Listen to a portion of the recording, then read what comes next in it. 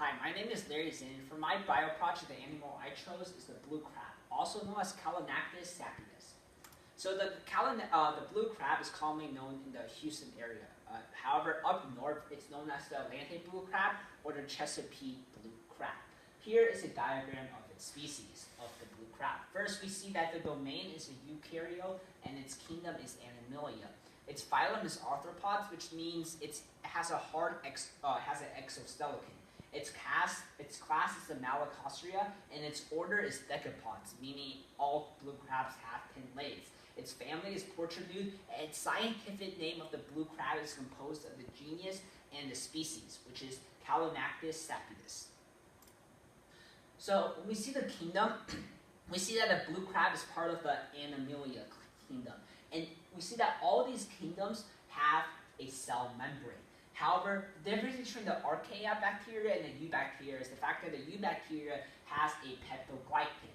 After that, all the protista, plantae, fungi, and animalia all have a nucleus. However, the protista is single cellular, while the plantae, fungi, and animalia are all multicellular. Then the plantae contain cellulose, the fungi contain chitin, and animalia and all animals are mouth eaters. When we look at the phylum of the blue crab, we see that, like I said before, the blue crab is an arthropod, which means it's multicellular and has a significant body. The most common arthropod is the spider and the ladybug. However, the difference between the spider and the ladybug is that the ladybug has wings and can fly, while the spider cannot. Then we see the subphylum of Crudescens, which means a crust-like shell, which is armadillodons. Now you might be asking, what is an armadillodon? An armadillodon is what we know commonly as a roly-poly, and it's found in our gardens.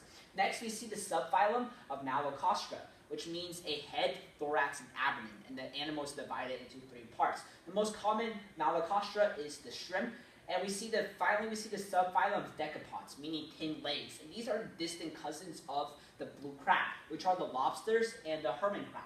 The hermit crab contains a shell, while the lobster does not. And finally, we come to Portunum, which means a swimming crab. And from the swimming crab, we're able to see our animal, the blue crab. Next, we're going to be talking about interesting adaptations. And with interesting adaptations, I'll be going over how the blue crab reproduces. So, males, blue crabs will only usually mate during the springtime, where the weather is nice and warm.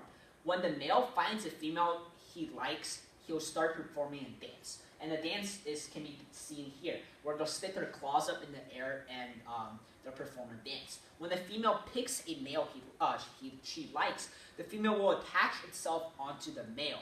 And there, the male will carry the female to a place where they can mate for up to 7 days. While the female is on the male's back, her shell will begin to molt. And what this means is that the shell will begin to soften and allow for insemination. So once they find a nice place to have sexual intercourse, the male will still continue to protect the female until the female's shell is able to harden. That is because when the female's shell is hard, it's very defenseless, so it can be easily attacked by predators. In the end, the female will produce over 2 million eggs, but only 1% of those eggs will actually go on and become adult crabs.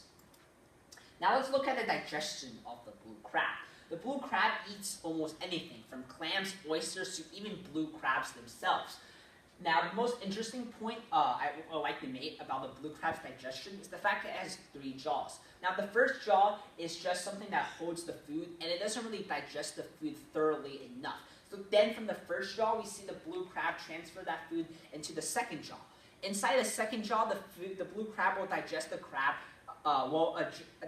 food more thoroughly, but not thoroughly enough. So the blue crab has to move the food from the second jaw into the third jaw.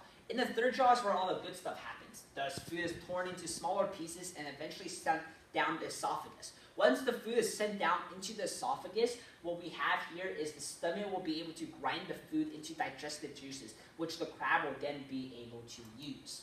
Now let's look at the crab's homeostasis. The crab does something called enastiosis, which means that the crab itself doesn't actually change how its body functions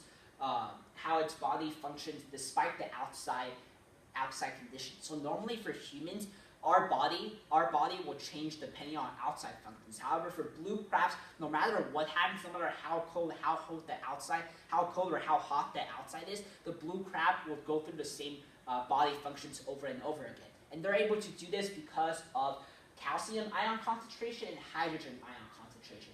For example, when the blue crab is in areas with low ionic concentrations, the blue crab will be able to increase its own internal pH by stabilizing oxygen binding. Once there's enough oxygen binding, the crab's internal pH levels will actually return to a level of normal. Furthermore, blue crabs shed their exoskeletons. That's how they grow. And they shed their exoskeletons in areas of low salt water. So when the crab needs to shed its exoskeleton, it'll move to areas with low salt water. Now let's look at the global distribution of the blue crab. The blue crab is native to the Gulf of Mexico and up north, so the Atlantic Ocean area. However, because blue crabs are able to survive in almost every environment, it's now able to be found all over the world, as indicated by these red areas. So the habitat. The blue crab can basically live almost anywhere. They're found in shallow waters or areas in grass beds. During the colder times of the year, they'll actually move to deeper trenches of water.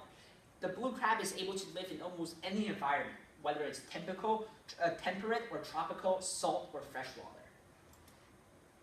So we see that the blue crab basically eats anything. It can eat algae, plankton, clams, and even mussel, and even sometimes smaller fish. The most natural predator to the blue crab is actually humans themselves. However, both the crocodile as well as the swan will also eat the blue crab, depending on the habitat the blue crab lives in. Now let's talk about the fossils of the blue crab. So through natural selection, the blue crab has actually developed stronger claws. Stronger and sharper claws in order to help them digest and shred food better.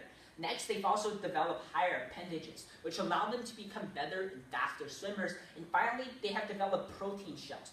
With stronger protein shells, the crabs are able to become more lighter. And as they become lighter, they become more agile. And when they become more agile, they're able to move faster and they're able to run away from prey better.